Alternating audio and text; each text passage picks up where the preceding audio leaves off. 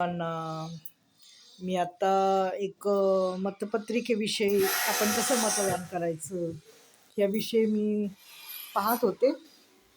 आणि असं आहे की आपण जेव्हा मतदान कक्षेत जाऊ तेव्हा आपल्याला पिवळा, पांढरा, निळा आणि गुलाबी हे 4 असे त्याच्यावर रंग असणार आहेत आणि त्याच्यावर मतदारांची नावं असणार आहेत.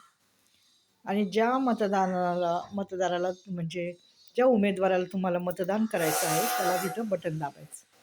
जर परत तुम्ही दुसऱ्याला दाबायला गेलं ना तर होणार नाही, एकालाच होणार.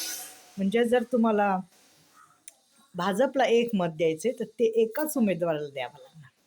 काँग्रेसला 1 द्यायचे तर काँग्रेसच्या एकाच उमेदवाराला द्यावं लागणार.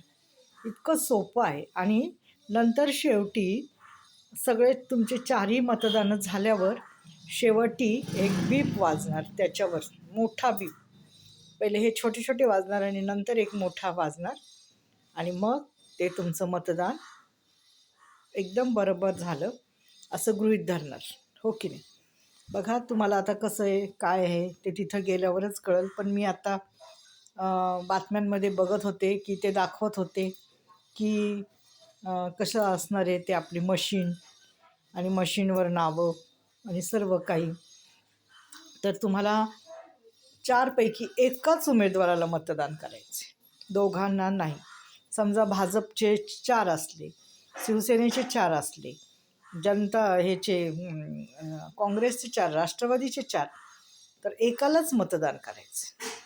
दुसऱ्याचं गृहीत धरलं जाणार नाही, मशीन ती घेणारच नाही.